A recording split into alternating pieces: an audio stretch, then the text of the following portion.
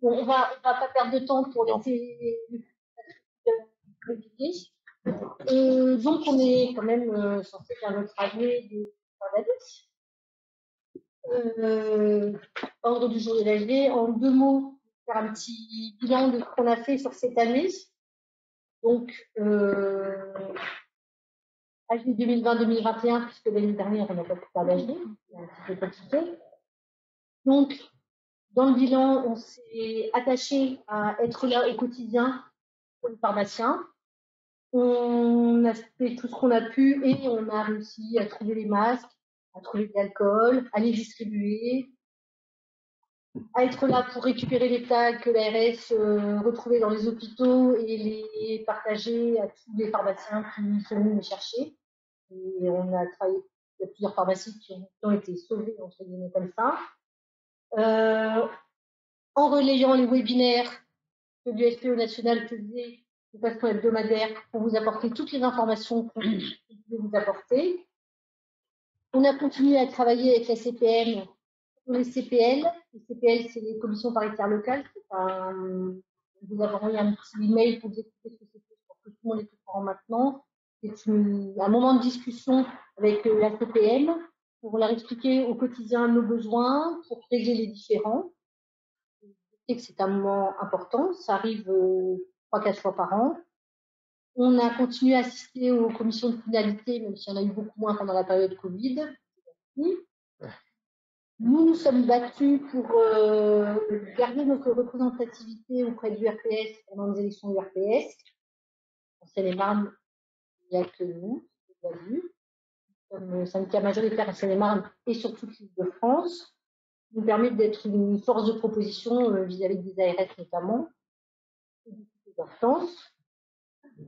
Pour être encore plus efficace, je pense que vous savez tous qu'Odile Louet nous a quittés pour partir en retraite au mois de janvier. Nous avons recruté Ariane, je ne sais pas nommer, Ariane, voilà. Ariane a plein de qualités. Par contre, elle est brésilienne, alors elle écrit français comme une vache espagnole, il ne faut pas lui en vouloir, mais elle fait plein d'efforts, elle s'entraîne, mais voilà, j'aimerais parler le brésilien comme elle parle le français et comme elle l'écrit. Donc voilà, Ariane est en charge de notre communication, elle est adorable. Enfin, tous les pharmaciens qui ont eu affaire à elle sont ravis, elle répond, elle cherche les informations, elle se décarcasse. C'est vraiment une perle à qui on a fixé comme objectif pour 2022 d'augmenter la transparence entre tous les membres du syndicat. Nous, on est tous logés à la même enseigne, puisqu'on est tous pharmaciens titulaires, on est tous dans le 77, donc on sait très bien quelles sont les problématiques que vous rencontrez tous les jours, qui sont les mêmes. Ariane reçoit les demandes, les questions, on répond à tout ce à quoi on peut répondre immédiatement, et pour le reste, elle cherche, elle voit au national si on peut avoir un coup de main, ou elle oriente les pharmaciens vers les enfants qui peuvent les aider. Cette année, on s'axera un peu aussi sur la plurimétrie, on est dans l'interprofessionnalisme. Donc, je pense qu'on va faire un petit peu de pub pour que les pharmaciens pensent à adhérer au CPTS. C'est important à 2 titres, déjà parce que c'est intéressant professionnellement. On est plusieurs ici à faire partie d'une CPTS ou à en constituer. Donc, on sait que c'est important. Mais c'est important aussi parce que c'est un moyen de faire entendre notre voix. Il y a des CPTS qui sont constitués de médecins. Il faut absolument que les pharmaciens y aillent. Il faut qu'on soit là et qu'on leur rappelle qu'on est là, ce qu'on sait faire, comment on peut être actif et comment on est efficace au quotidien auprès des patients. Notre deuxième objectif, donc, c'est Ariane et la communication vis-à-vis de vous, de nous, l'intercommunication. Il faut qu'on vous envoie des informations, mais il faut absolument qu'on ait des retours du terrain pour qu'on sache de quoi les pharmaciens ont besoin et sur quoi il faut qu'on se batte, notamment pendant les CPL et les commissions quand on va à la CP. Je crois que je vous ai tout dit. Je laisse la parole à notre trésorière. Pas grand-chose à vous dire. C'est très bien, maintenant. L'approbation des cours.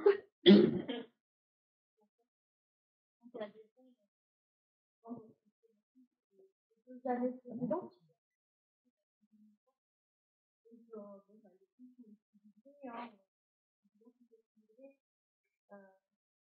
Un résultat d'exercice de 75 000 € en 2020 et un peu moins, beaucoup moins en 2021.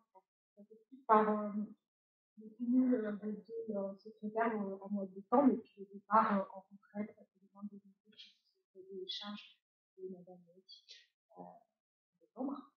Donc, plus à 1 000 € de résultats d'exercice 2021.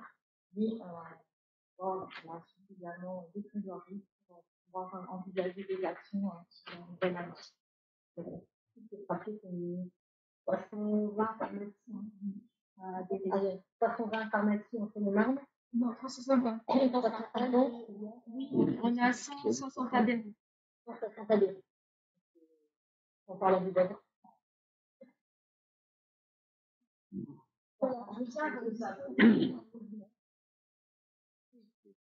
Rien n'est là, ça problème. On a eu quelques départs, mais on a eu aussi beaucoup d'adhérents. On a 8 adhérents de plus et d'autres pharmacies qui malheureusement sont fermées au centre de vie. Ouais, ouais. C'est bon. Donc, qui n'approuve pas le bilan moral? Qui n'approuve pas le bilan financier? Eh bien, nous allons pouvoir laisser la parole à M. Mario. Le micro. Non, bougez pas. Je vais poser fort avant. Attendez, le micro. Une pousse vers la sortie. Merci beaucoup, merci Catherine, merci Olivier, merci au bureau de m'avoir invité. Moi, je voudrais juste vous parler, essayer de faire le court, parce que vous êtes tous votre journée dans les pattes et on est tous fatigués, mais que vous compreniez la convention qui vient d'être signée, l'état d'esprit dans lequel les négociations ont eu lieu, et l'état d'esprit dans lequel on a dû signer et dans lequel on engage la profession. C'est plutôt la conception de cette convention. Juste déjà, avant de commencer à vous parler de la convention, ce que je voudrais, c'est vous remercier du boulot que vous avez fait durant les 2 années. C'est un boulot où vous avez permis à ce que la profession soit mise en lumière. Et quand on est dans les couloirs du ministère, on ne parle plus des pharmaciens de la même façon. Quand on va à l'Élysée, on ne parle plus des pharmaciens de la même façon. Je pense que aujourd'hui, Emmanuel Macron, il a fait Ma Santé 2022, qui était un projet de santé en 2018-2019. Et ce projet de santé, c'était d'améliorer la santé des Français en 2022. Je pense qu'aujourd'hui, la santé des Français, elle est moins bonne qu'en 2019. Crise Covid oblige, mais pas que. Je pense que quand il va être réélu, parce qu'à mon avis, il sera réélu, très vite, il y aura une nouvelle loi santé qui va arriver. Cette nouvelle loi santé, elle va être sur 2 volets. Un PLFSS, qui sera sûrement assez drastique, et deuxièmement, une nouvelle loi de santé, sûrement associée à la loi grand âge. Et le fait d'avoir signé cette convention nous permet d'être, sans jeu de mots, en marche ou sur des rails comme vous voulez, mais d'être prêt à relever les autres défis qu'on va nous proposer et qui vont se mettre devant nous dans pas longtemps. Et quand on est prêt, l'État s'appuiera beaucoup plus sur nous. Alors, vous me direz oui, il faudra des moyens pour le faire, on est d'accord. On sort de la période du quoi qu'il en coûte, maintenant on va dans la période du qui paye quoi. Vous avez écouté comme moi vraisemblablement le débat hier, il vous a dit qu'il y avait de l'argent, qu'il va falloir maintenant faire des économies. C'est pour ça qu'on voulait que cette convention soit signée avant, parce qu'on voit déjà maintenant qu'on est dans la phase des économies. Cette convention, elle était dans un timing qui n'était pas facile. La FSPF avait dénoncé la tacite reconduction. Donc la convention, c'est comme toute convention, hein, ça vit, ça s'arrête, et on peut dénoncer la tacite reconduction. Ils avaient dénoncé la tacite reconduction, c'était complètement légal, ils avaient le droit de le faire. Mais en l'ayant dénoncé, on est rentré dans une période de 6 mois où il fallait qu'on négocie. Et au bout des 6 mois, donc ça c'était le 10 novembre, hein. Enfin ils l'ont dénoncé le 4 juin et c'est rentré en action le 10 novembre. 6 mois pour négocier. Si au bout de 6 mois on l'a pas fait, on repart pour 6 mois de nouveau. Au bout des 2 fois 6 mois, si on l'a pas fait, si on n'est pas tombé d'accord, il y a un arbitre qui dit, moi maintenant le curseur je le mets là. Et vous n'avez qu'une chose à dire, c'est merci, au revoir. L'arbitre a été nommé par le directeur de l'assurance maladie. C'est un ancien de l'assurance maladie, un ancien du HCAM. Aujourd'hui est une femme en retraite. Et je pense que son cœur allait plutôt basculer du côté de de la CNAM, plutôt du côté des pharmaciens, si on avait dû aller à l'arbitrage. Voilà. Donc tout ça, c'est pour vous dire le contexte politique, économique qui faisait qu'on a dû aller vite. Voilà. Dans une convention, il y a deux volets. Il y a un volet économique pur et il y a un volet métier. Le volet économique, c'est ce qu'on avait fait quand on avait signé l'avenant 11 en 2017, qui était en fait le changement du mode de rémunération. On avait baissé la marge sur les médicaments pour créer les honoraires et stabiliser notre rémunération. Quand on a demandé, nous, au départ, de continuer cette évolution, parce qu'on voulait encore se déconnecter des baisses de prix, ça c'était déjà fait, mais surtout des baisses de volume. Le directeur de la CNAM m'a répondu non, moi ça m'intéresse pas, parce que pour vous c'est un plus, pour moi ça ne m'apporte rien. Et puis à la fin, il nous a fait une proposition, donc on l'a rapporté au conseil d'administration, mais ça c'était 3 semaines avant la fin des discussions, hein. Une proposition qui était de diminuer la marge qu'on avait sur les médicaments chers. Les médicaments chers, vous savez, on a une marge qui est capée à 98 ou 19 euros, la ramener à 45 euros, et ce delta était remis sur deux choses, les ordonnances, les honoraires à l'ordonnance, et surtout les ordonnances de 5 lignes et plus. Et en fait, on se rend compte qu'aujourd'hui, ce qui tire la rémunération vers le haut, pas en pourcentage, mais en euros, ce sont les médicaments chers, et les médicaments surtout qui vont sortir de la réserve hospitalière beaucoup. Donc en fait, ils piquaient de l'argent sur quelque chose qui était très dynamique pour le mettre sur des ordonnances de 5 lignes et plus qui sont, elles, de plus en plus en décroissance. Donc quelque part, ils prenaient de l'argent sur quelque chose qui nous rapportait pour mettre de l'argent sur quelque chose qui ne nous rapportait pas. Tout de suite, on a vu le piège, on a dit non, on ne veut pas. Les deux syndicats ont été d'accord, on n'a rien lâché là-dessus. Il nous a dit oui, vous êtes quand même gonflés les pharmaciens, je vous offre, parce qu'ils remettaient 30 millions d'euros dedans. Je vous offre 30 millions d'euros et vous les voulez pas. Oui, sauf que ce qu'il n'avait pas dit, c'est que c'était 30 millions d'euros la première année, à peu près moins 10 la deuxième et moins 60 la troisième. Et après, ça allait encore se creuser. Donc on a refusé et par contre, lui, il avait inscrit dans la convention. Ce qui veut dire que si on allait à l'arbitrage, l'arbitre pourrait très bien dire moi je prends ça. On l'a évacué, c'était fini. En termes d'économie, donc l'économie, il y en a pas dans cette convention. Il n'y a pas de module économique. Il y aura un module économique en 2023-2024 quand on va se revoir pour faire un avenant. Là où on a gagné de l'argent, c'est sur les honoraires de grands conditionnements. Vous savez que sur les honoraires des grands conditionnements, des conditionnements trimestriels, on avait un honoraire à 2,70 €. Mais que sur certains. Le lévothyrox, on l'avait pas. Le permix, on l'avait pas. Certains collyres, on les avait pas. Même tous les collyres, on les avait pas. On avait 1 €. Et on a dit ça va pas. Donc la FSPF a saisi la justice, qui a donné raison au syndicat en disant c'est pas juste que certaines boîtes l'aient et pas les autres. Il faut mettre tout le monde au même niveau.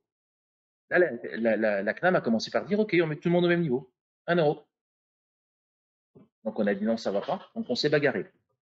La CNAM est revenue en disant bon ok, on met le conditionnement à 2,55 € pour tout. Les pilules, le lévothyrox, tout était à 2,55 €.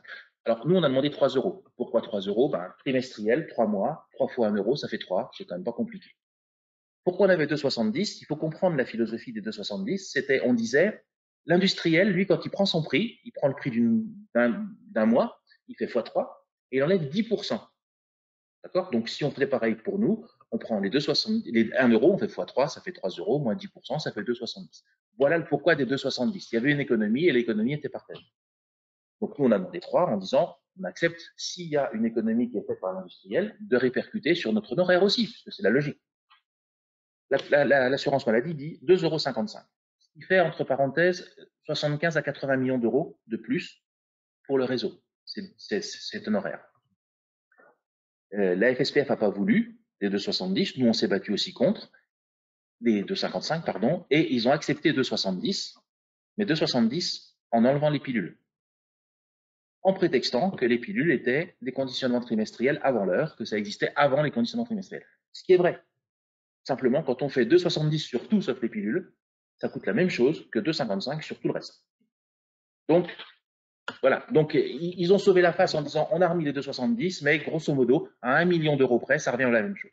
Donc, tout ça, ça va rapporter un peu d'argent. Les biosimilaires. Les biosimilaires, vous savez que c'est une manne énorme d'économie pour l'assurance maladie et pour nous. Mais pour ça, il faut qu'on ait les deux égalités de marge. Marge du principe. Alors, on va parler de principe, c'est générique, parce que ce sera plus simple et puis ça, tout le monde comprend. La marge du principe doit être la même chose que la marge du générique, parce que sinon, on n'a aucun intérêt à substituer. Et puis, les médecins ont compris que sur des génériques, il y avait de l'argent à se faire, donc ils ont demandé à avoir une liste de biosimilaires qui rentraient dans leur escarcelle de substitution. Donc il y a 6 molécules. De mémoire, il doit y avoir l'Humira, la Lantus, le Lovenox, et encore quelques autres. Ces 3 molécules, déjà les 3 là, c'est facile à substituer. Le Lovenox, c'est très simple. Et eux, ils sont rémunérés sur l'économie qui est faite. Ils ont un pourcentage, la même règle en gros que pour nous les génériques étaient faits. Nous, on avait dit, c'est pas ce qu'avec le conseil d'administration, on avait dit, c'est pas ce que l'on veut, parce qu'on sait tous qu'au départ, le principe c'est là et le générique est là, puis petit à petit, ça fait ça, jusqu'à faire ça, et quand on vous donne 30% de ça, ça fait pas grand-chose. Donc, on avait dit, on veut plutôt être rémunéré à l'accompagnement du patient, à l'initiation de traitement, parce que ça va pas être le même stylo qu'il va utiliser. On va pas donner le même stylo du générique de l'Humira à quelqu'un qui a une dégénérescence des articulations qu'à quelqu'un qui fait une maladie de Crohn, parce qu'il va pas l'utiliser de la même façon.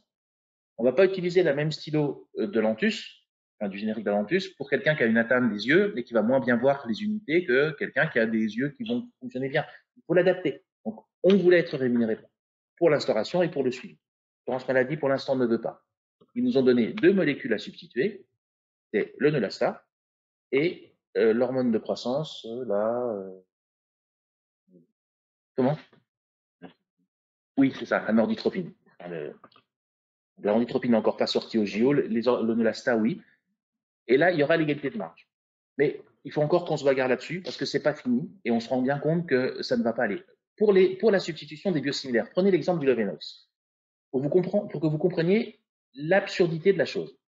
Un médecin vous prescrit Lovenox. Vous ne pouvez pas mettre d'enoxaparine. Impossible. Si le médecin vous met enoxaparine Biogarant, vous ne pouvez pas mettre enoxaparine Mylan. Impossible. Parce que vous n'avez pas le droit de substitution. Tout simplement.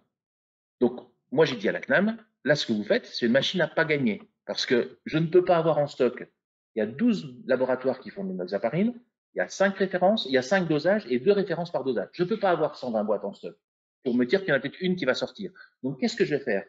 Quand vous allez prescrire enoxaparine Biogarant, moi, je vais dire au patient, j'ai du Lovenox, vous le voulez, vous le prenez, vous l'avez tout de suite, sinon je vais commander le Biogarant et vous l'aurez demain ou cet après-midi.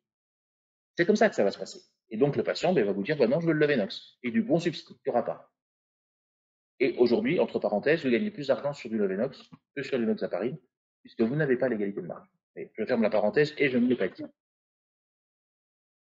Par contre, l'autre chose qui a été vraiment plus positive, c'est l'entrée dans la substitution des hybrides.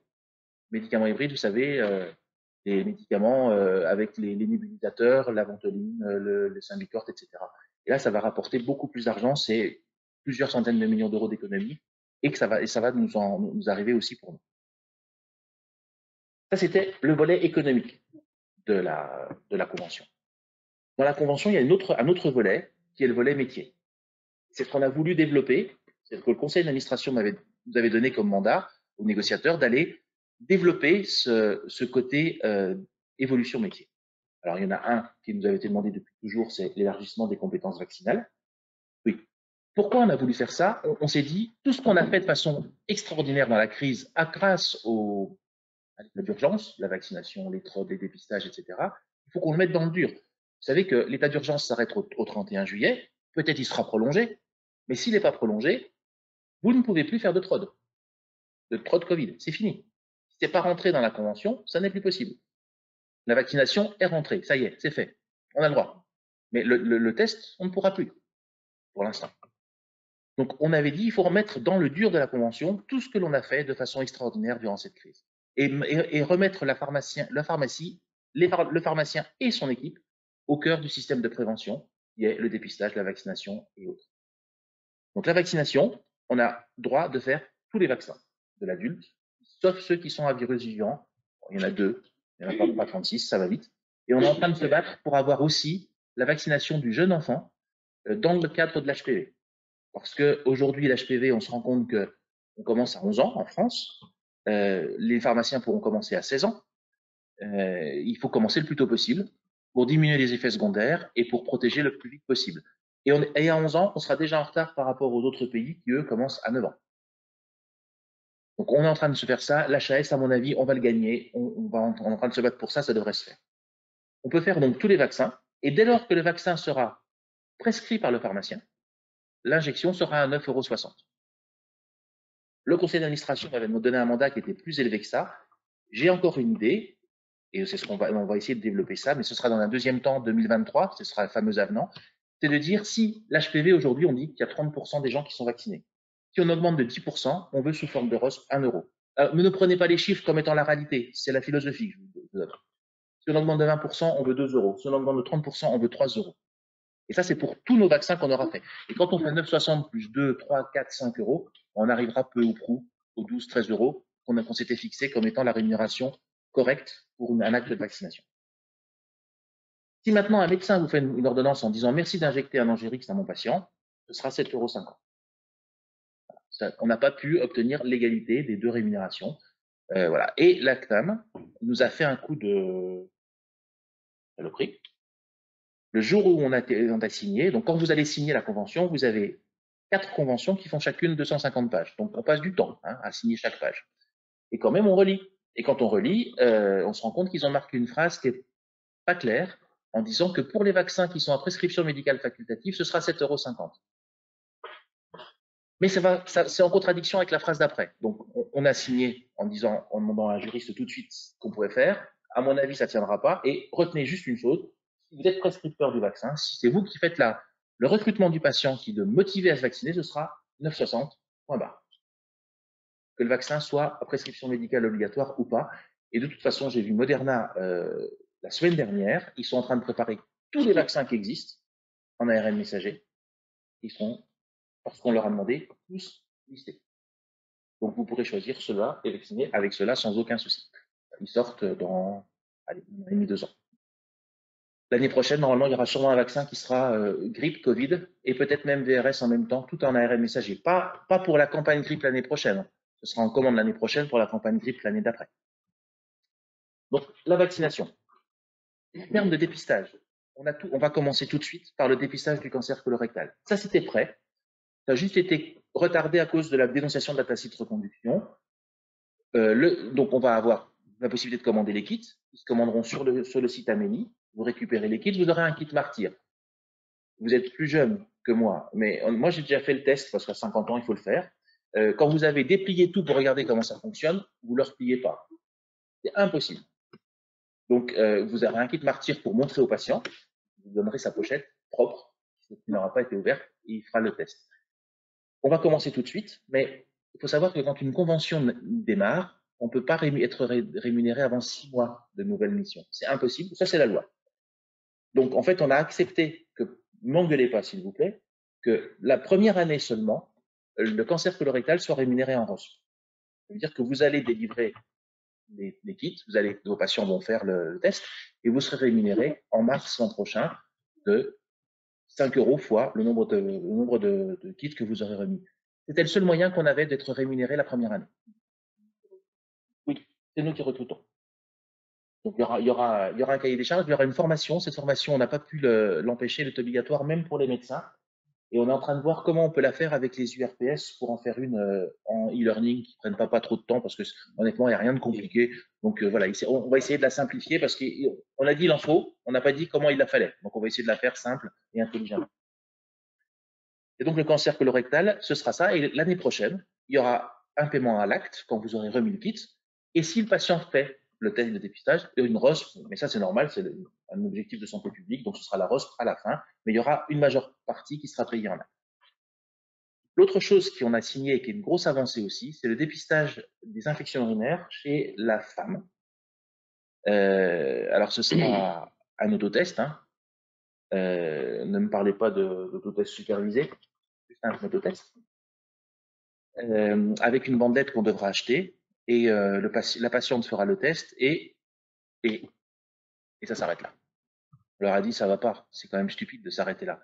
On a la patiente, on sait qu'elle a une infection, on a tout, on a le Monuril en stock, pourquoi on ne peut pas le dédispenser? Expliquez-moi pourquoi. L'assurance maladie nous dit moi je veux que vous le fassiez.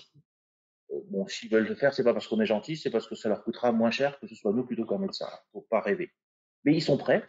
Par contre, le réglementaire ne suit pas. On n'a pas le droit de le faire. Alors, si on peut le faire dans le cadre d'exercices coordonnés, ça on peut faire. Mais vous, madame, vous habitez dans ma ville, avec mon médecin et dans la pharmacie qui va bien, je peux, mais vous, madame, bah non, je vais vous dire, souffrez en silence jusqu'à lundi, allez voir les urgences, je ne peux rien pour vous. Ça ne va pas. Donc, il faut qu'on sorte de ces protocoles d'exercice coordonné pour ça, pas pour tout. Mais pour ça, il faut qu'on sorte de l'exercice coordonné de façon à ce que tout le monde ait droit, dès lors que le test est fait, dès lors que la bandelette est positive, dès lors que vous rentrez dans les catégories, vous n'avez pas fait 3 infections urinaires dans les 15 derniers jours, où là, manifestement, il ne servira à rien. Je pense que ça, on pourra l'obtenir, et dans la foulée, on va demander en même temps la dispensation des antibiotiques pour les angines. C'est-à-dire que quand on fait un trop d'angine, si le trop est positif, l'antibiothérapie, elle est quand même on ne peut plus simple. Hein. C'est 3 grammes d'amoxicilline par jour pendant 6 jours. C'est pas compliqué. C'est pas fonction de la couleur des cheveux, de la taille du patient ou n'importe quoi. Donc, c'est facile. Et je pense que quand on pourra faire ça, et l'assurance maladie nous suivra là-dessus. Il faut que ça avance. Il faut que ces protocoles avancent. Il faut que les protocoles hors exercice coordonné avancent. L'autre chose qu'il va y avoir aussi en termes de prévention, ça va être des nouveaux entretiens que l'on va mettre en place à l'avenir. Donc, pour l'instant, ils ne sont pas écrits. On est en train de les mettre en prospective. Ce sera dans l'avenant 2023. Ça va être un entretien des patients diabétiques. Vous avez vu Tim Gull, vous voyez que c'est dans l'air du temps, et les associations de diabétiques nous demandent de faire des entretiens. Donc, ce sont des entretiens un petit peu lourds, hein, des entretiens style bilan partagé de médication. Des entretiens aussi pour des maladies rares. On a des associations qui sont de patients atteints de maladies rares qui nous disent, nous, on n'a personne à qui parler. On a notre spécialiste dans le grand hôpital, mais on ne peut pas le déranger. Les médecins ne sont pas au courant. On aimerait bien avoir un interlocuteur. On s'est rendu compte, nous, que nos canevas étaient les mêmes quasiment, quelles que soient les pathologies. Et après, on les différenciait en fonction de la pathologie sur les items qui étaient intéressants. Donc, on a dit, écoutez, on veut bien, on prend. Donc, on doit créer ça. Ça, c'est dans les entretiens lourds, conséquents. Et vous avez des entretiens des nouveaux entretiens qui ont été créés. C'est des entretiens qui sont pour les femmes enceintes, des entretiens au comptoir, pas dans l'espace de confidentialité, qui vont durer 3, 4, 5 minutes, juste pour rappeler à la patiente le risque iatrogénique qu'il y a en fonction de du trimestre de sa grossesse et des médicaments, de lui remettre un flyer validé par la NSM et de lui envoyer sur son espace santé numérique. Voilà, vous faites ça, vous discutez avec la patiente et vous êtes rémunéré pour ça. Ça vient tout simplement que la numéro 2 de la CNAM a eu un bébé il y a 2 ans et elle a pris de l'ibuprofène durant tout le premier trimestre parce que personne ne lui avait dit que c'était pas bien de prendre de l'ibuprofène. Donc elle n'a pas apprécié, enfin, elle n'a pas apprécié. Je comprends, hein, elle a eu peur et du coup elle demande à ce qu'on en fasse ça pour les futures mamans. Voilà, ça c'est pour l'axe de prévention. Il y a un autre axe aussi qu'on va écrire, c'est le dépistage du risque cardiovasculaire. Ça a été fait dans les Hauts-de-France, par les l'URPS Hauts-de-France, avec un dépistage, un test de glycémie, cholestérol, différentes questions, et on fait un dépistage du risque cardiovasculaire. Aujourd'hui, c'est complètement inadmissible qu'on ne puisse pas faire plus de dépistage que ce que nous donne la possibilité de faire au compte-gouttes. Quand on a le TROD, angine, c'est après 1 an de discussion. Aujourd'hui, vous ne pouvez pas prendre l'attention d'un patient qui rentre dans votre officine, vous n'avez juste pas le droit. On le fait tous, mais vous n'avez pas le droit. Juste un détail. Quand on s'est fait vacciner pour la Covid, moi je me suis vacciné au CHU de Dijon. Quand ils m'ont injecté, ils m'ont pris ma tension. Ou un quart d'heure après, ils m'ont repris, puis ils m'ont dit bon, c'est bien, on peut rentrer. Donc quand il a fallu que je vaccine, je suis un peu basique comme bonhomme, on m'a fait ça, je l'ai fait, j'ai pris la tension. J'ai trouvé 12 patients. On a fait à peu près 1200 injections.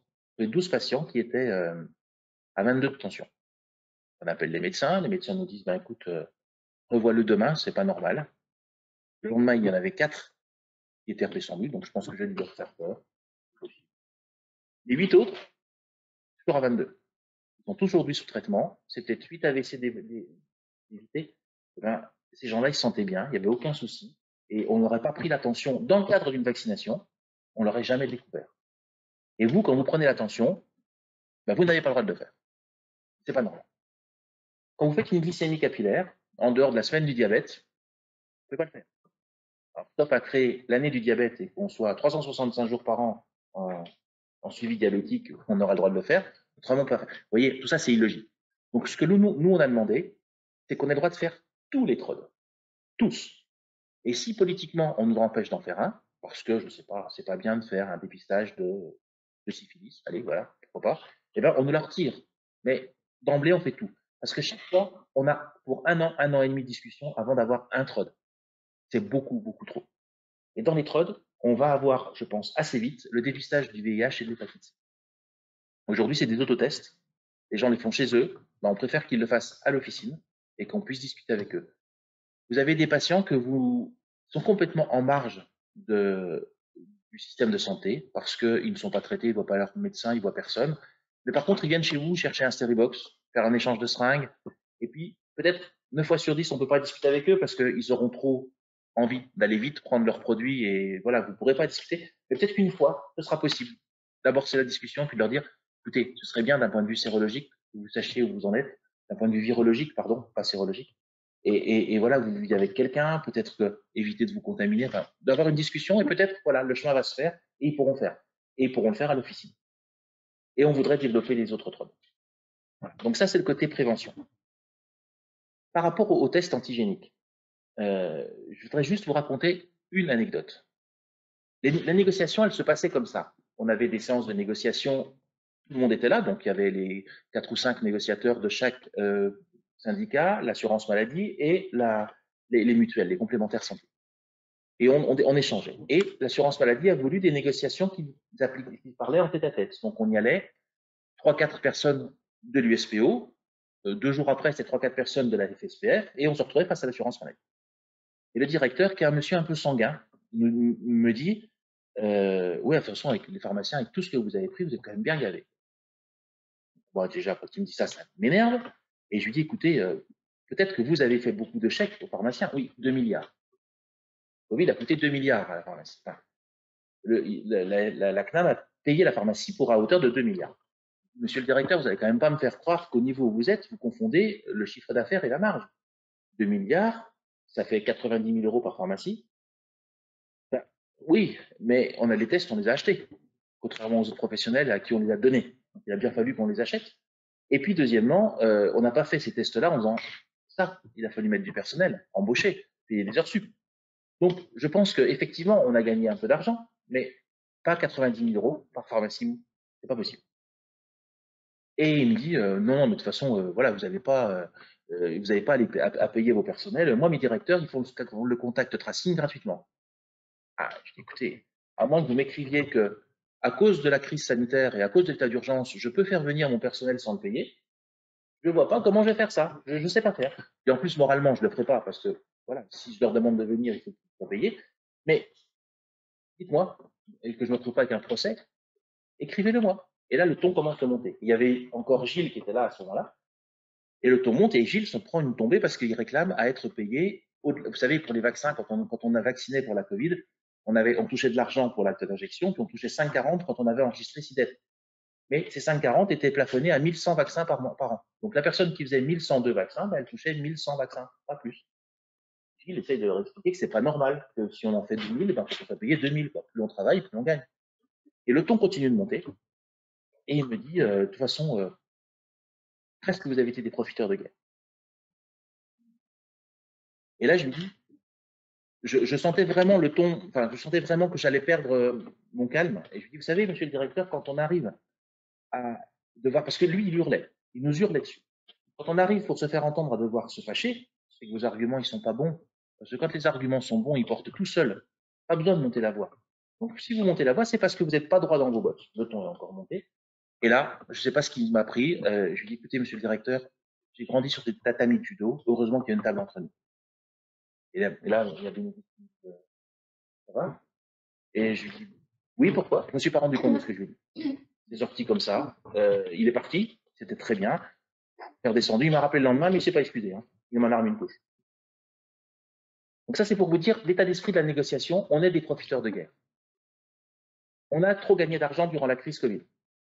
Et de lui faire comprendre qu'on n'a fait que ce qu'on nous a demandé de faire, que quand on nous dit allez-y, vaccinez, il a fallu déjà qu'on allait chercher la vaccination, hein, parce que c'était pas gagné au départ. Au départ, on ne voulait nous voir que comme des logisticiens pour mettre à disposition des médecins les flacons. C'était que comme ça qu'on nous voyait. Comment? Oui, oui, voir les seringues, oui, aussi. Donc, il a fallu qu'on se batte réellement pour avoir la vaccination. Quand on nous dit, au mois de janvier, est-ce que vous comptez faire les TROD, les tags? On lui répond oui. On fait un conseil d'administration. L'ensemble du conseil d'administration dit on y va. Qu'on lui dit oui, moi je me disais, faut pas qu'on soupe, hein, parce que la profession, on va être regardé. Les biologistes vont nous tomber dessus. Si on fait n'importe quoi, on va se faire démonter. Eh ben non, vous avez fait le job et vous l'avez bien fait. Donc, quand au 10 février, l'assurance maladie m'appelle en me disant sachez qu'on va baisser le prix des tags de 25 à 20 euros au 15 février et de 20 à 15 au 15 mars. Je leur dis écoutez, non, pas question. Oui, mais vous comprenez, c'est partout, ça a baissé partout. De toute façon, l'arrêté du 15 février, donc de 25 euros à 20 euros, il est déjà signé. Qu'est-ce que vous voulez dire quand on vous dit ça? Il est signé. Par contre, celui de 15 mars, il n'est pas signé. Là, vous me trouverez contre vous. Je ne veux pas que ça passe. Je ne veux pas qu'il y ait cette baisse-là. Le fait est, c'est que ça ne sort pas, le premier arrêté. On a bien le passage du 25 au 20, mais on n'a pas la suite. Moi, je me dis, bon, bizarre quand même, bizarre qu'ils aient accepté aussi vite. On continue de discuter, et un jour, il m'appelle en me disant, bah, dans 2 jours, on passe de 20 à 15. Ah, je lui dis non. Je savais que l'arrêté n'avait pas été signé, parce que le ministère venait de me le dire. Donc, je dis non, non, ça, il n'en est pas question. Oui, vous êtes irresponsable, vous vous rendez compte de l'argent qu'on a dépensé, vous vous rendez compte de l'argent que vous avez gagné. Enfin, je me fais traiter comme un gamin. À part ma mère, quand j'étais jeune, on m'a jamais parlé comme ça. Et au bout d'un moment, je lui dis, mais écoutez, monsieur le directeur, de toute façon, faites ce que vous avez à faire, et moi, je ferai ce que j'ai à faire. Et s'il faut qu'on arrête les tags, on arrêtera. Il me dit, vous allez prendre les patients en otage. Non, je dis, c'est vous qui les prenez en otage, c'est pas moi. En sachant très bien que ça allait être très compliqué d'arrêter les tags. Mais, voilà. Bon, j'appelle Philippe Besset, qui me dit, écoute, je suis en vacances, je ne peux pas gérer ça, appelle un autre. J'appelle l'autre, je lui dis, écoute, moi, je te propose un texte en commun, qui est, où on signe les deux en disant qu'on est contre ça. On ne va pas accepter cette baisse. Parce que, comme dans la baisse qui était proposée à 15 euros, il y avait 5 euros pour l'achat du test, 9,60 pour le prélèvement. Quand vous faites la différence, il reste 40 centimes pour votre acte intellectuel. Comment? Bien remboursé, maximum 5 euros. Ça, il ne faut pas le dire. Mais n'empêche que si vous achetez des A à Z, vous l'achetez 4,95. Les tests A à Z, les tests français, aujourd'hui, c'est 4,95. Donc 5 euros, 9,60 c'était le prélèvement. Et le prélèvement n'avait pas été touché parce qu'il fallait qu'on puisse rémunérer encore les préleveurs que l'on embauchait. Il restait 40 centimes pour votre acte d'analyse, de rendu, d'impression et d'explication au patient. C'était pas juste, pas bien. Bon, on continue de se battre. Philippe Besset me dit, moi, je ne signerai pas. Ok, donc moi, on fait les papiers que vous avez tous reçus. Et j'apprends comme ça, 15 jours après, que au 15 février, la baisse n'a touché que les pharmaciens. Les médecins, les infirmiers, les dentistes, les sages-femmes, eux, n'ont pas baissé d'un iota, pas d'un euro, pas d'un centime le prix des tests. Effectivement, on en fait 90%. Il vaut mieux taper sur celui qui en fait beaucoup. Mais n'empêche qu'il n'a pas bougé. Donc de là, je rappelle et je me refâche encore et je reprends une deuxième tombée par le directeur de la caisse et il me dit mais de toute façon la baisse est entérinée, ça y est, c'est fini, voilà, vous n'avez plus à rien dire. Moi je dis écoutez, très bien. Chaque pharmacien fera ce qu'il peut. Donc vous avez vu que c'était pas 15 euros mais c'est 16,50. Et je lui dis maintenant le pharmacien, quand il aura compté, quand il aura vu s'il doit embaucher des gens pour le faire ou payer des heures sup, il verra que c'est pas rentable, il le fera peut-être plus. Il y en a qui auront la structure pour le continuer, puis il y en a qui le feront sûrement plus du tout. J'ai des pharmaciens qui m'ont appelé en disant je loue un Algeco, l'Algeco ça me coûte tant, je prends du personnel parce que c'est en dehors de ma pharmacie donc je le paye en plus, j'ai fini, j'arrête, je gagne plus, c'est fini. Résultat, la semaine dernière, moins 27%. Les tags ont baissé de 27%. Donc il faut continuer à faire ça parce qu'il y aura une 7e vague, peut-être une 8e vague de Covid et il va falloir de nouveau qu'on soit remis sur le grill pour tester. On ne le fera pas à n'importe quel prix. Le directeur de la CNAM me dit, vous êtes irresponsable, en Allemagne, on paye 12 euros. Le test coûte 12 euros. Non, ça c'est faux. Dans certains lenders, il coûte 12 euros, dans d'autres, il est à 30. Je doutais qu'il allait dire ça, donc on avait fait une étude. En Belgique, il est à 28. En Autriche, il est à 32. En Italie, effectivement, il est à 15. Ouais. En Espagne, il est à 45. Et au Luxembourg, il est à 79. Je lui dis, nous, à 20 euros, on est pas mal. Voilà, pas non plus dire n'importe quoi. Et puis je lui dis, quand on a testé, on a évité des entreprises de fermer, on a évité des gamins de ne pas aller à l'école. Et tout ça, vous ne le comptez pas. Ben non, il ne le compte pas. Pour lui, c'est voilà.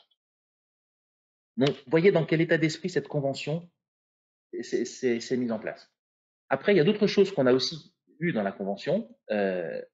On a eu la possibilité d'aller faire de la dispensation à domicile. Ça, c'est l'ancien directeur qui nous l'avait promis. Le nouveau directeur, lui, ça ne l'intéressait pas.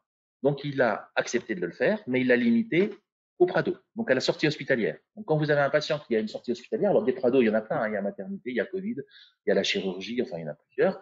Quand ils sortent, si on a besoin d'aller à domicile, eh ben, l'assurance maladie paiera pour que vous alliez dispenser à domicile. Dispenser, c'est pas emmener une boîte fermée par la poste. C'est le pharmacien, le préparateur ou un étudiant, donc quelqu'un qui est apte à dispenser, qui va au domicile du patient pour faire une dispensation. Ce qu'on a demandé en contrepartie, c'est qu'il y ait des pharmaciens, donc ça va être votre travail au niveau des syndicats, il y a des pharmaciens dans le Prado. Parce que dans le Prado, donc dans la sortie hospitalière, à un moment donné, on dit, mais tiens, il y a un lit à livrer, qui est-ce qui va y aller? Quand il n'y a pas de pharmacien pour dire, moi je sais faire, eh ben, c'est des prestataires qui vont et qui nous court-circuitent systématiquement. Ben, dans le Prado, maintenant, dans l'équipe Prado, il y aura un pharmacien qui dira, non, mais moi je sais faire. Nous, on sait faire. Donc après, si le pharmacien du patient ne veut pas faire, il ne veut pas faire. Mais d'emblée, il faut le réorienter vers le pharmacien. C'est ce qu'on a voulu faire aussi avec Tinkle, réorienter avec la pharmacie. Donc la dispensation à domicile. Il y aura aussi le pharmacien correspondant. Le pharmacien correspondant, ça fait juste 13 ans qu'on l'a, depuis Bachelot. Le pharmacien correspondant, c'est dans les zones où il y a une coordination avec les médecins, où le médecin va dire « j'autorise le pharmacien à renouveler pendant 1 an l'ordonnance à l'identique ». Ou au contraire, je l'autorise à modifier le dosage d'insuline, le dosage de la VK en fonction de l'INR, en fonction de la biologie, je modifie selon un protocole que j'ai établi. Donc il est fait le protocole et puis vous faites. Et l'assurance maladie dit ok, on fait ça, mais on le fait en limitant aux zones sous-denses. Mais pour nous, les zones sous-denses, c'est l'inverse. Il faut y aller là où il y a encore des médecins. Parce que le but, c'est de simplifier le travail avec le médecin, de façon à ce que le médecin, on lui simplifie son boulot et qu'il puisse prendre des soins non programmés, qu'il puisse prendre des nouveaux patients. Pas quand il n'y a plus de médecin. Bon, l'assurance maladie n'a rien voulu entendre et il nous paye 2 € pour ça. Alors 2 €, c'est pas pour faire l'analyse, c'est pas pour faire l'adaptation des doses. Ces 2 €, c'est juste pour cocher « je suis le pharmacien correspondant ». Donc, voilà, vous serez en zone sous-dense, ZIP ou ZAC, vous avez droit à ça. Si vous n'êtes pas en zone sous-dense, vous ne cochez pas la case pharmacien correspondant qui rapporte 2 €, mais par contre, vous pouvez faire les modifications et dans le cadre des CPTS, voir comment une CPTS va dire « je rémunère le pharmacien pour tel acte ». Ça n'a rien à voir et ce n'est pas l'assurance maladie. Donc ça, on a la possibilité de le faire, on va avoir la possibilité de le faire, et ça va être dans le cadre d'un exercice coordonné. Ce que tu disais tout à l'heure par rapport à l'exercice coordonné, moi je voudrais ajouter une troisième chose, pourquoi c'est important. On a tous des ROSP, et dans quelques temps, la ROSP sera conditionnée au fait d'être en exercice coordonné. Si vous n'êtes pas en exercice coordonné, vous toucherez 0. Donc, vous voyez, la ROSP, on n'a déjà plus de ROSP générique. La ROSP, on l'a touchée, on touche quoi 3, 4, 5 000 €. Eh bien, vous la toucherez que si vous êtes en exercice coordonné. Pas encore pour 2022, mais à partir de 2023. Donc, le pharmacien correspondant, il faut le développer. La ROSP générique. Vous avez vu qu'elle n'existe plus. Si elle n'existe plus, c'est pour 2 raisons. La première, parce que quand la FSPF a dénoncé la tacite reconduction, il y a eu fin de la vie conventionnelle. On était dans un no man's land, donc on n'a pas eu le temps de signer l'avenant générique. Le directeur me dit, écoutez, monsieur Vario, moi, on vient de m'offrir 65 millions d'euros, je ne vais sûrement pas cracher dessus dans une époque où je dois faire des économies. Donc non, il n'y aura pas de ROSP cette année. Donc on a remis la ROSP. Et l'autre chose qui fait qu'on n'a pas de ROSP, c'est l'article 66 de l'ancien PLFSS qui dit que quand un patient ne veut pas de générique, il prend le Princeps, mais il paye. Et il est remboursé sur la base du générique. Eh bien ça, si vous voulez, ça a fait sauter la ROSP. Ces deux choses-là ont fait sauter la ROSP. Par contre, nous, on a remis une ROSP en disant on veut une ROSP sur les 2 premières années parce que l'article 66, il ne s'applique pas. Donc, quand un générique sort, pendant 2 ans, le patient, il prend le Princeps, c'est tiers payant contre générique, mais il est remboursé sur la base du générique, du Princeps, pardon, et pas du générique.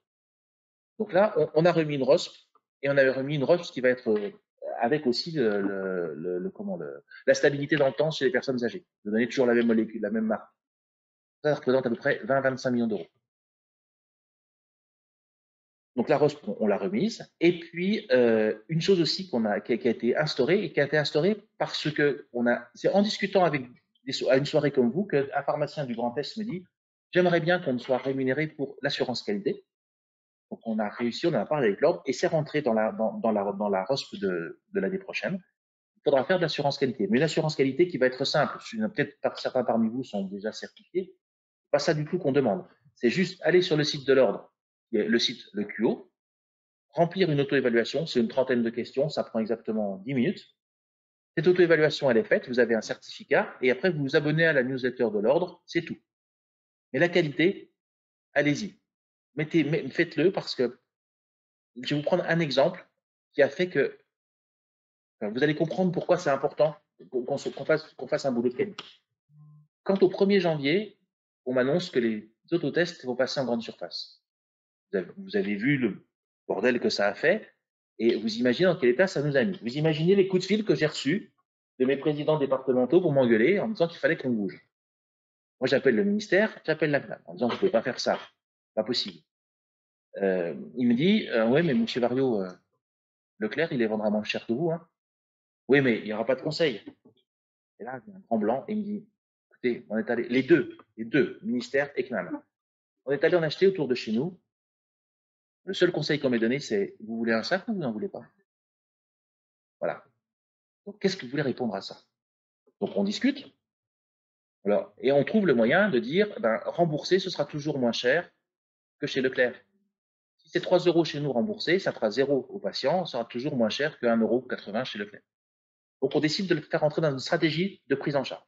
Le ministère accepte, mais il nous dit, ouais, moi je veux bien, mais là, il faut que on en ait 12 millions à la fin de la semaine. Dimanche matin, 10h30, je prends le coup de fil du ministère. Donc, on en est 12 millions à la fin de la semaine prochaine. Écoutez, laissez-moi un peu de temps, je réfléchis. J'appelle les fournisseurs français, ils me disent, ouais, moi je peux t'en donner un peu, enfin voilà, on arrive à 6-7 millions, ça faisait pas 12, hein. Et là, j'appelle les gens qui font du sourcing pour les groupements, tous les groupements qui existent, il y a des pharmaciens qui achètent pour eux. Et là, j'en appelle un qui me dit, oui, je peux t'en avoir, j'en ai 8 millions là qui arrivent. Mais par contre, pas sûr de toi, hein. Parce que 8 millions, c'est où ils partent à la grande distribution, ou ils partent chez le pharmacien.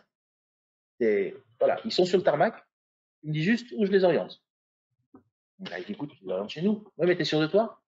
Ouais. Quand je dis oui, croyez-moi que je suis pas sûr de moi. Et à la fin de la journée, donc le dimanche vers 17h, j'ai le ministère qui me dit, bon, c'est bon, on y va. On signe, on enclenche, mais vous me garantissez qu'on a les 12 millions. Vous garantis, on a les 12 millions. Voilà comment ça s'est passé, mais sans la qualité. Et dites-vous bien que les autotests, je pense que c'était là aussi un test pour nous. Si on n'avait pas réagi très vite, et si on ne fait pas de la qualité, on risque d'avoir bien plus que les autotests qui partent en grande distribution. Ça, la qualité, il faut que vous la fassiez, ça vous prend exactement 3 minutes, et ce sera aussi un socle pour la ROSP. Encore un point pour vous montrer aussi l'état d'esprit de l'assurance maladie. Dernière séance de négociation, avant la signature, avant la relecture, on balaye tous les sujets, et l'assurance maladie me dit, Vario, il faut qu'on fasse quelque chose pour lutter contre la fraude. Ah ben, on ne peut pas être contre. Hein. On dit, oui, d'accord. Vous voulez quoi? Tous les médicaments chers, donc pour eux, les médicaments chers, c'est plus de 200 €. Vous devrez vérifier que le prescripteur a bien vu le patient, et vous devrez vérifier qu'il a bien prescrit pour lui ce médicament. D'accord? Et je fais comment? Elle me dit, bah, vous allez dans l'espace santé numérique du patient, vous verrez s'il a bien vu tel médecin. Vous savez, madame, l'espace santé numérique, s'il est rempli par le médecin, ça ne marche pas. Il sera rempli par l'assurance maladie quand il y aura eu le paiement, mais on voit bien comment ça se passe quand nous on fait une télétransmission, il faut au moins 7 ou 8 jours. Donc, on n'aura pas d'informations avant 7 ou 8 jours. Il faudra que vous joigniez le médecin. Ouais. Les médicaments chers étant pour la plupart des médicaments hospitaliers, quand on connaît déjà le nom du médecin, on est déjà content, mais quand on arrivera à le joindre, c'est formidable, mais on ne le joindra pas. Et là, le directeur me dit, écoutez, de toute façon, M. Vario, vous avez 57 bonnes raisons de signer ce texte et 57 de ne pas le faire. On se met autour de la table, on discute, on trouve quelque chose de bien. Oh ben, moi, ça me convient, on trouve quelque chose de bien. La séance de relecture, donc c'est la séance de relecture, c'est on prend les 210 pages et on les lit une par une pour voir s'il manque rien, pas une virgule, pas un mot, etc. Le directeur me dit, je vous préviens, c'est pas de la négociation. Vous avez entendu, vous n'essayez pas encore de gratter quelque chose. Pas possible. Non, non. On répond non. On essaye quand même. Ils nous disent non, non, c'est pas la négociation. On vérifie que c'est bien écrit. Et à la toute fin, quand on avait tous marre, ça fait 4 heures qu'on relisait la convention, ils nous donnent le texte en disant le texte dont je viens de vous parler pour les médicaments de santé. Non, il ne peut pas faire ça. C'est une séance de relecture. Moi, je ne l'ai jamais lu, donc je ne peux pas le relire. Et puis, vous nous avez dit que ce n'était pas la négociation. Donc, on ne fait pas. Et là, il me répond, Monsieur Vario, le texte sera dans la convention. Si vous ne voulez pas le signer, vous ne signerez pas la convention. Et là, honnêtement, je l'ai en travers de la gorge. Et là, sur ce, il pue, machin, il se sauve. Hein. Donc, on ne peut même plus discuter. Donc, en sortant de là, je dis, on fait quoi? Et dans le taxi, on décide d'appeler les associations de patients. J'appelle AIDS, j'avais bien choisi. En disant, écoutez, je vous appelle parce que l'assurance maladie est en train de vouloir fliquer les patients sidéens, parce qu'en fait, 200 €, c'était pour le sida. Donc, je leur dis, ils veulent fliquer les patients sidéens, voilà ce qui se passe. Et je leur raconte l'histoire. Et là, ça fait un bordel, vous imaginez pas. Le lendemain, la CNAM était en effervescence. Ils voulaient faire une manifestation devant la CNAM et demander un débat avec les candidats à l'élection entre les deux tours. Finalement, la CNAM revient en arrière en disant, bon, ben, finalement, on écrit le texte, mais on dit qu'il sera valable quand tout le monde sera d'accord, les patients, les médecins et les pharmaciens. Et ben voilà, c'est ce qu'on voulait. Et vous voyez vous voyez quelle bagarre c'est, et la bagarre, elle se passe 2 jours avant de signer. Voilà, donc ce texte-là, il va exister, et c'était essentiellement, alors c'est surtout pour l'Île-de-France et la région PACA, où il y a énormément de prescriptions de médicaments anticancéreux, contre le sida, etc., qui sont après revendus à l'étranger, et où on a des gens qui se sont fait un peu des entreprises pour prendre des médicaments. Et elle est revendue. Il y a quand même une jeune femme qui s'est fait arrêter pour un voyage en Égypte avec 300 000 € de médicaments dans sa valise. Anticancéreux, etc., etc. Donc voilà, tout ça pour vous dire, voilà la convention. Après, il y a un autre axe de la convention, mais ça c'est à toi Olivier d'en parler, qui est l'axe du numérique, où on va... oui, c'est à toi d'en parler. Alors, juste pour vous dire quand même que vous avez la chance, parce que dans les 2 présidents que vous avez, il y en a un qui s'est investi énormément dans le numérique et qui a fait un boulot fondamental, parce que c'était une vraie cochonnerie de faire ce qu'il a fait, et vraiment, je le remercie. Et puis Catherine qui est en train de faire un autre boulot qui est en marge de la convention, et ça, je vous en parle juste après, enfin, elle vous en parle juste après, mais et ça, c'est vraiment un gros travail qu'elle va faire, et qui va, je pense, apporter énormément pour la profession aussi. Oui. Un petit peu. Ah, déjà, il y a un truc qui va aider aussi sur la question des fraudes, c'est l'e-ordonnance. Oui. L'e-ordonnance va arriver bientôt, je pense, l'année prochaine. Là, il y aura moins d'ordonnances. Et ça, c'est pas dans le suivi. Il y a 2 vagues. On a pris la vague 1. Donc, c'est le gouvernement a décidé de mettre de l'argent pour améliorer les logiciels des professionnels de santé. Que ce soit nous, les pharmaciens, mais les médecins, tous ceux qui ont des logiciels métiers qui servent et qui transmettent. Donc, il va y avoir de grosses améliorations pour arriver à partir du mois de juin, juillet, dans la promesse. Et dedans, ben, il y aura des améliorations concernant. Alors, on n'a pas tout ce qu'on demande. Hein. On voulait que s'il y ait dedans, et on va avoir des connexions plus faciles avec l'INS, avec le messager sécurisé. Bon, je simplifie. Ça serait des heures à expliquer. Et là, on a attaqué la vague 2 avec des trucs beaucoup plus complexes, vraiment dans les logiciels, qui vraiment bon, pour nous aider. Vraiment très simple. Ce qu'il faut que vous sachiez, c'est que c'est un financement qui est particulier. L'État achète et paye pour le compte de vous. Oui, ça, faut pas oublier. Donc, en fait, l'évolution Ségur, ça va avoir un coût, d'accord? Et ce coût, il est supporté intégralement par l'État. Donc, depuis le temps qu'on râle, avec Olivier, on râle tout le temps après le même logiciel, en disant, on voudrait qu'il y ait telle évolution. Ouais, mais j'ai pas les sous. Mais là, c'est pas une question de sous. L'État paye. Ouais, j'ai pas le temps, j'ai pas les sous. Là, l'État va payer. Par contre, il faudra que vous ayez signé le bon de commande. Ça veut dire que si on vous dit, au 1er janvier, le Ségur s'installe, la phase 1 s'installe, il faudra qu'avant le 1er janvier, vous ayez signé le bon de commande. Vous l'envoyez, il est installé, l'État paye pour vous. Au 3 janvier, vous dites, merde, j'ai oublié.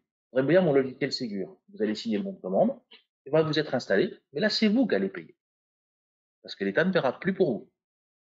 Donc, comptez sur le syndicat pour vous rappeler de signer le bon de commande, comptez aussi sur votre éditeur de logiciel qui vous le rappellera à cette fin, mais pensez-y. Pensez-y parce que l'évolution ne se fera que si vous la voulez. Et ça, c'est une évolution, il y a énormément d'évolutions, ils se sont battus comme des chiens parce que l'État a posé 2 milliards sur la table, mais pour toutes les professions, pas que pour nous. Et vous imaginez bien que les éditeurs de logiciels, pour faire ça, ils demandaient ça. Donc il a fallu qu'ils se battent énormément pour que, voilà, la liste de courses, on l'a faite, et la ligne directrice, c'était demander 100 évolutions pour en avoir que 50, mais n'en demandez pas 40 alors qu'on aurait pu en avoir 50. Voilà, en gros, c'est demander bien plus que ce que vous pourriez avoir. C'est pour ça que Olivier vous dit on n'a pas pu tout avoir, parce qu'on a demandé énormément de choses pour être sûr d'avoir ce qu'on pouvait. Et toi, Catherine, tu es en train de... Du recrutement. Oui. Oui, on a lancé une étude, je pense que vous avez le formulaire, on a lancé une étude sur le recrutement en officine. On semblerait que nous ayons des petits problèmes de recrutement. Donc on cherche à comprendre pourquoi, comment on peut y pallier. Et on est aidé par 2 charmantes jeunes filles de HEC qui nous ont aidé à mettre au point le formulaire, à le diffuser partout. On l'a reçu et qui vont analyser les résultats. Ils ont commencé déjà afin qu'on trouve des solutions pour nous permettre de recruter, voir s'il faut qu'on aille vers les facs, s'il faut qu'on incite plus de pharmaciens à être maîtres de stage, enfin, voir comment on peut pallier à ce problème. Donc merci beaucoup. C'est pareil, un coup de chance. Hein, Catherine m'en parle. J'ai les 2 jeunes qui m'appellent en me disant écoutez, on aimerait vous aider. Bah, ça tombe bien. Appelez Catherine, elle va vous gérer ça avec vous. Et ça, c'est super agréable. Vous imaginez pas quand on se bat tout seul comme ça avec un bureau contre une administration, d'avoir des gens qui derrière font le job comme vous le faites. C'est vraiment super agréable. Donc merci beaucoup. Donc tout ça pour vous dire que cette convention, c'est pas celle qu'on voulait, à 800 millions d'euros, comme on a pu vous la promettre, comme certains ont pu vous la promettre. C'est une convention qui va rapporter pour la profession 140, 150 millions d'euros à peu près. Mais par contre, c'est une évolution, une grosse évolution métier. C'est une reconnaissance de tout ce que vous avez fait. Alors, vous me direz, on aurait voulu être payé plus. Oui, c'est vrai, on aurait voulu être payé plus. On va remonter les manches et on va retourner la bagarre à partir de dans 6 mois pour recommencer à demander de l'argent. Voilà. On sait que ça va pas être le meilleur moment puisque il y a 600 milliards de dettes, que la sécurité sociale est à moins 60 milliards, que voilà. Mais on va continuer et on va continuer à faire en sorte que la pharmacie soit un maillon essentiel du système de santé en France.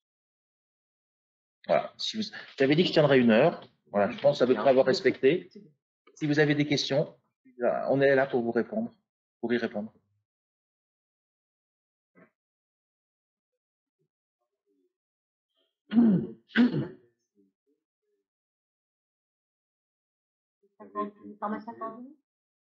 Correspondant. Ah, les escapes. Alors, il y a les. Ouais. Alors.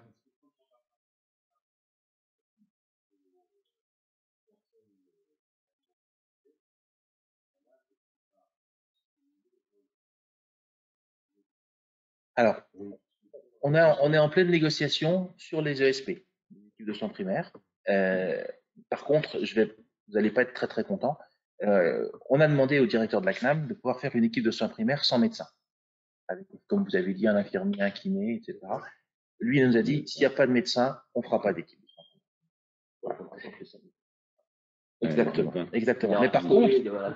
Mais par contre, ce ne sera pas forcément un médecin qui est celui à côté de chez vous. Votre patient, il a un médecin, même s'il a 10 km, il a un médecin. Vous pouvez très bien dire, je crée une équipe de soins primaires avec ce médecin-là.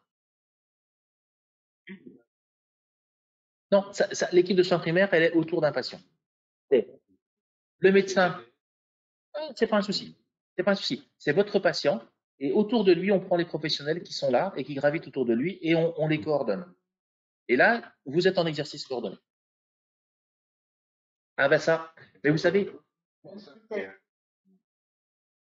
oui, je vais vous le dire différemment. Je vais vous le dire différemment. Si vous vous mettez d'accord avec l'infirmier et que vous vous dites, je me coordonne autour de mon patient X là, avec mon collègue infirmier. Vous appelez le médecin, puis que le médecin vous dit non, moi ça m'intéresse pas. Vous attendez 2 semaines. Et puis quand il va voir que vous vous coordonnez sans lui, et qu'il n'est pas au courant de rien, à mon avis, il rappellera très vite. Par contre, il faut avoir le culot de dire, ok, très bien, mais je me coordonne sans vous. Sachez-le, je ne vous prends pas en traite, je me coordonne sans vous, avec l'infirmier.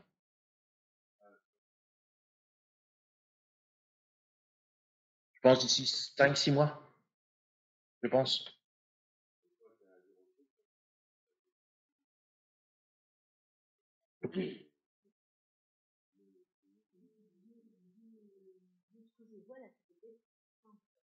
C'est le Graal.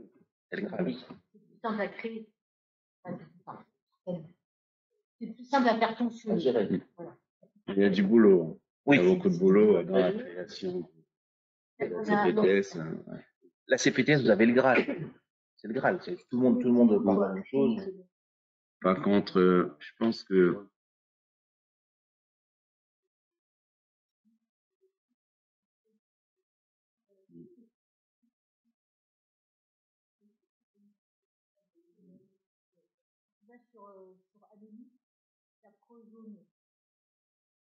Rezone.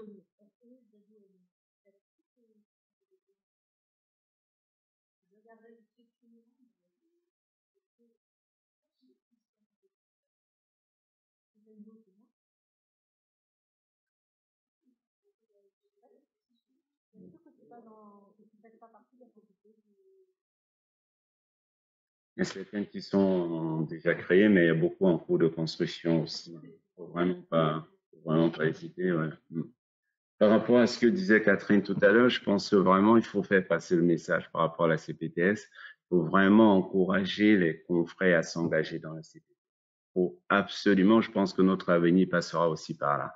Il ne faut pas laisser le leader au médecin comme ça s'est fait par le temps, quoi. Je pense que vraiment, il faut que nous, pharmaciens, on prenne vraiment notre place dans cette structure qui s'est mise en place. Il n'y a pas de raison, on n'est pas moins compétent que les médecins ou les autres professionnels de santé. Les infirmières, on voit un peu comment ils s'organisent dans les CPTS. Vraiment, il faut qu'on y aille. On parlait tout à l'heure, Pierre-Olivier parlait de l'exercice coordonné, la ROS qui est soumise à ça. Il ne faudrait pas qu'on voie que le côté contrainte qui nous oblige à nous engager, mais il faut se dire que c'est vraiment dans l'intérêt de nos patients. Et aujourd'hui, les CPTS, c'est l'avenir de notre profession, de tous nos métiers d'ailleurs. Hein. Et là, on se rend compte que les médecins n'ont pas, enfin moi, importante, ouais.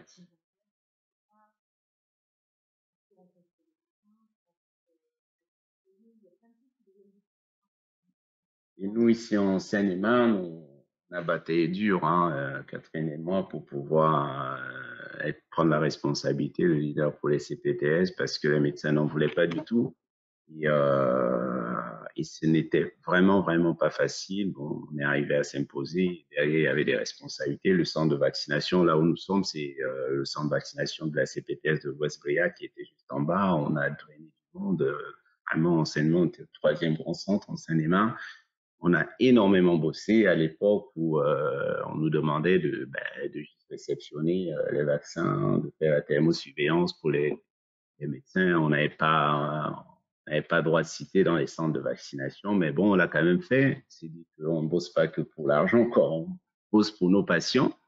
Et on s'est vraiment impliqué et on n'attendait rien en retour. Et finalement, le PC, enfin, obligatoirement, on a été remis devant la scène quand ils se sont rendus compte que les médecins avaient commandé, on avait commandé des vaccins pour les médecins et que c'était resté dans le frigo.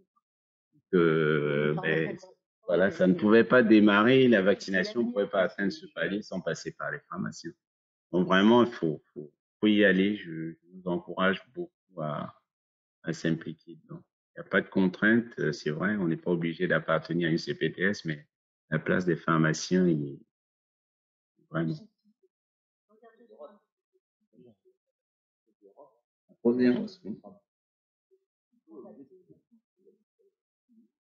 Il y a encore un axe de la convention que je ne vous ai pas, mais promis, ça ne va pas être long. C'est un axe écologique. Ils ont voulu développer l'axe écologique de la convention. Alors, l'axe écologique, ça va être éventuellement changer les lumières pour qu'elles soient moins consommatrices d'énergie, penser à éteindre les croix quand on n'est pas de garde. Mais aussi, ils ont mis dedans deux choses. La première chose, c'est la dispensation adaptée. Vous savez qu'on a déjà fait. Donc là, ça va continuer, ça va perdurer jusqu'au mois de juillet. La fin de l'expérimentation est en juillet. Donc aujourd'hui, ça se passe comment? On dit voilà, chaque fois que vous ne dispensez pas la totalité de l'ordonnance, vous tapez un DAD par médicament. Si vous ne dispensez pas le Movicol, tout le Movicol, le paracétamol et le Colir, c'est 3 DAD. Par contre, si vous ne dispensez pas 5 boîtes de paracétamol, vous ne mettez pas 5 DAD. Un seul. Et vous codifiez, et l'assurance maladie va vérifier l'économie qui a été réalisée, faire un rapport avec le nombre de DAD qui a été facturé, et puis après, vous rémunérez. Il y a des pharmacies qui ont touché l'an dernier à peu près 8 à 9 000 euros. Et quand je vous dis une pharmacie qui a touché 8 à 9 000 euros, c'est pas une pharmacie de 6 millions d'euros. Une pharmacie qui faisait 1,6 million, 1,7 million, qui a touché 8 000 euros, 8 000 euros de DAD. Donc là, on continue à être sur le modèle expérimentation. Le but après, c'est de dire le DAD vaut tant. Ce ne sera plus de l'expérimentation, ce sera fixé. C'est-à-dire que chaque fois que vous taperez un DAD, vous allez taper 1,42 €, 1,45 €, 1,60 €, je ne sais pas combien, et ça va être fixé. Donc vous saurez tout de suite l'économie qui est réalisée et ce que vous allez toucher. Et l'assurance maladie y croit tellement qu'ils vont augmenter le champ de la dispensation adaptée sur les compléments nutritionnels oraux, les bandelettes et les pansements. Mais ça va être avec une autre façon de calculer parce que les médicaments sont plutôt en courbe décroissante, donc c'est une façon de calculer. Là, sur les autres, on est plutôt sur une phase ascendante, donc il va falloir voir comment on les calcule. Et voilà, ça c'est leur idée. Ça c'est la première chose, qui n'est pas une mauvaise chose du tout. La seconde chose, c'est la dispensation à l'unité. Ça, c'est nettement moins intéressant.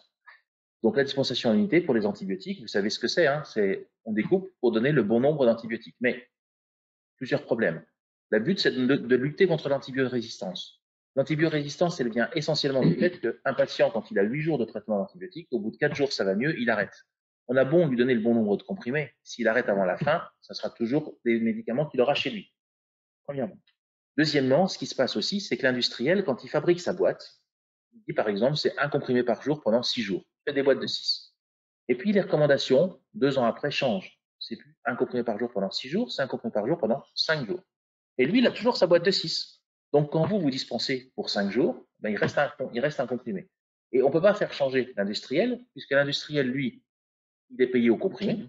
Donc, ça veut dire que s'il fait une boîte de 5, il va être payé moins cher. Mais lui, le coût, il est le même pour 5 pour 6. Donc, il rentabilise bien plus. Donc, il ne veut pas. Donc, le but, c'est de modifier l'industrie, de forcer l'industriel à adapter son boitage aux recommandations. Quand la CNAM nous parle de la dispensation à l'unité, ils nous disent, ben voilà, donc vous devez découper les comprimés, renseigner les numéros de lot, mettre sur une boîte une nouvelle vignette, le nom du patient, le numéro de lot, le nom du médicament, la posologie, allez imprimer la notice, vous mettez tout ça dedans, et la CNAM nous dit, on vous le propose pour 0. Et là, c'est la première fois de ma vie que je dis oui à 0. Comme j'avais pas envie de le faire, j'avais pas envie que vous le fassiez. Je me dis, s'ils ne nous payent pas, c'est le meilleur moyen qu'on ne le fasse pas. Ils ont compris. La fois d'après, ils nous disent, on vous demande toujours de faire ça, mais pour 1 €. On n'a pas cherché à se battre. On a toujours dit oui, parce qu'on sait que pour 1 €, vous ne le ferez pas non plus. Par contre, on a fait étendre aux stupéfiants. Où là, vous le faites déjà. Donc, quelque part, c'est de l'argent que vous récupérez parce que vous découpez déjà des mystères de stupéfiants quand il faut donner le bon nombre de comprimés. Non, vous ne ferez rien du tout. Non. C'est que pour les antibiotiques, ça. Vous faites juste couper les. Comment? Non, parce que alors si vous regardez l'arrêté dans lequel c'est sorti, l'arrêté, il parle uniquement de l'antibiothérapie. Et les stupes, on les a fait rajouter dans la convention, pas dans un arrêté de loi. Écoutez, tant qu'ils ne s'en rendent pas compte, pour l'instant, c'est comme ça. Et puis, si vous ne voulez pas les 1 €, ben, vous ne les prenez pas, c'est pas un problème. Vous ferez comme vous voulez. C'est pas un souci du tout. Les stupéfiants, vous n'avez pas le choix de ne pas le faire. Hein.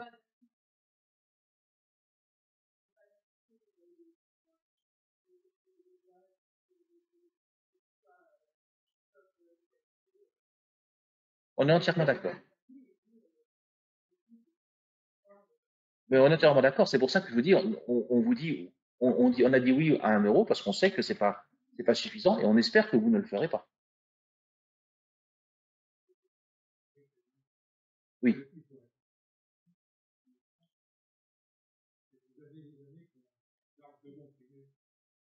Oui, puis en plus, on peut pas les garder, on est obligé de les jeter. Et oui, oui, je sais. Et on peut pas donner les 28 comprimés ou les 25 ou les 24 s'il y a des jours de congé pour l'enfant lequel l'enfant ne le prend pas, en dehors du boitage initial, parce qu'il y a il y a le flacon de décipant dedans.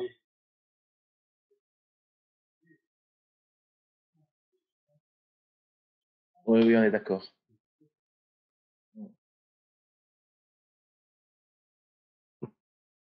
Oui.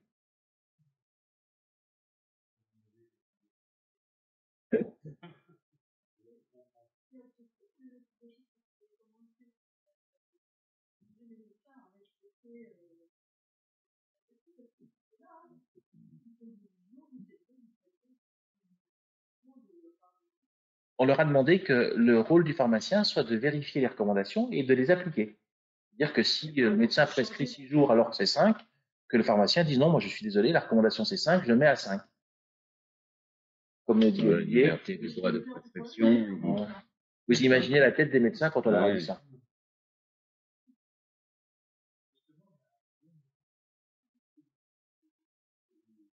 Oui. Oui, complètement.